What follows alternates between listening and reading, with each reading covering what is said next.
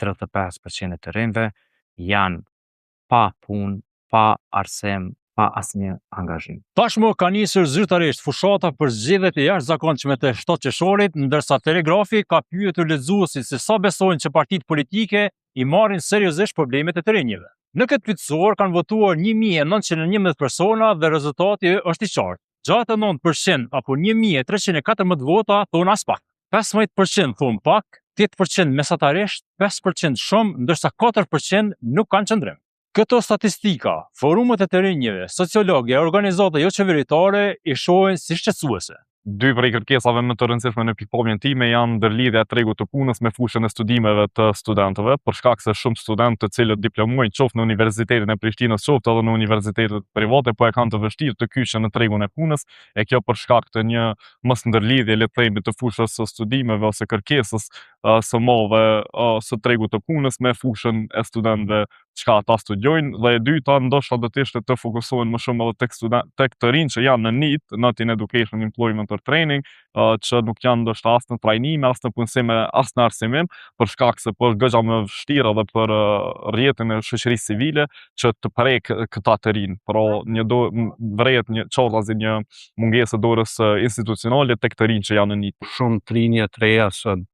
largohen nga Kosova apo emigrojnë, shumë të rinj të reja sot janë të papunë, shumë të rinj të reja janë përfshirë në aktivitete të cilat çojnë drejt mbas edhe ciljeve devijante e kështu me radhë, dhe kjo natyrisht pastaj shoqërohet me probleme kolektive apo problem të përgjithshëm shoqëror. Shumë prej projekteve apo premtimeve që sot po japin subjektet politike, pra në këto zgjedhje, më shumë janë projekte të ripërsëritura, mund të them, edhe janë projekte boshe, se sa projekte që në fakt do duhet të ishin dhe do duhet ta përfaqësonin rinin e këto programe politike. Dhe ndonjëherë krijohet edhe përshtypja që subjektet politike më shumë rinin po e shikojnë dhe po e trajtojnë mbase si një kapital elektoral apo për çështje zgjedhjesh, votash, sesa si një aset shoqëror që do duhet të merreshin me të mirëfilli dhe do duheshin të ofronin projekte specifike që do të ndikonin drejt për drejt në mirëqenien dhe mirëqenien e tyre sociale dhe ekonomike në përgjithësi. Duke pas një moshë të re të popullatës mes 16 dhe 23 vjeç, atëherë çka mund bëjmë subjektet politike në 2 vitet e para, minjero, posa të formohen institucionet. Gjëja e parë është që ne duhet të krijojmë politika koherente, të cilat subvencionojnë rinin. Një problem evident kisha me thonë që ne hasim sot është te rinia moshës 16, 22, 23 vjeç. Për shembull, tani jemi në prag të muajit qershor dhe nxënësit mbarojnë mësimet, studentët mbarojnë mësimet dhe afërsisht 2 deri në 3 muaj kanë kohën e lirë. Çfarë bëjnë këta të rinjt? Çfarë programe ju ofrojnë partitë politike apo institucionet, qoftë sociale, edukative, kulturore të tjera, që këta të jenë të angazhuar, të jenë të përfshirë? Pra kemi fare pak aty këtu në ndonjë komunë, apo as pak. Dhe çka ndodh këtë kohës këta të rinj mbesin pa angazhuar, shpesh herë të bezdisur, ndonjëherë krijohen edhe konflikte familjare e tjerë, për shkak se nuk kanë çfarë të bëjnë 2 muaj, 3 muaj afërsisht. Unë mendoj që gjithë faktorët ndikojnë, po është një ndërlidhje faktorëve që ndikojnë në mosbesimin e të rinjve në fushata politike të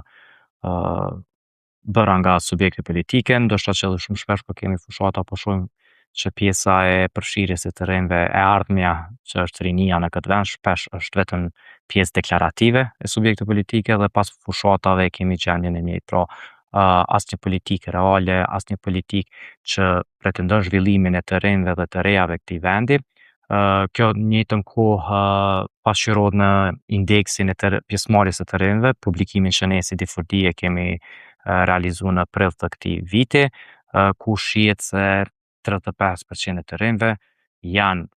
pa punë, pa arsim, pa asnjë angazhim. Pra është një prej përqindjeve më të larta në rajon. Kjo është një prej faktorëve, faktori tjetër është pjesa e ndoshta hendekut që ndodh në angazhimin e të rinjve në pjesën ekonomike në tregun e punës, ku kemi një hendek të madh mes asaj çka ofrojnë shkollat tona dhe atë çfarë kërkon tregu, ku kemi një pjesë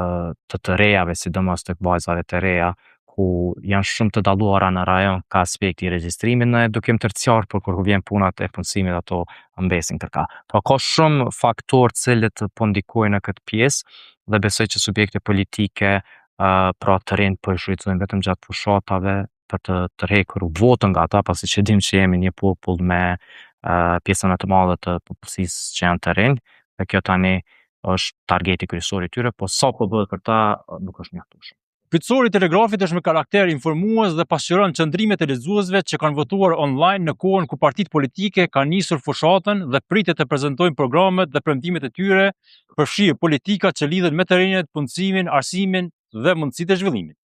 Për çdo problematikë që hasni në përditshmëri, ju lexues dhe shikues mund të na shohini në lokale telegrafi.com.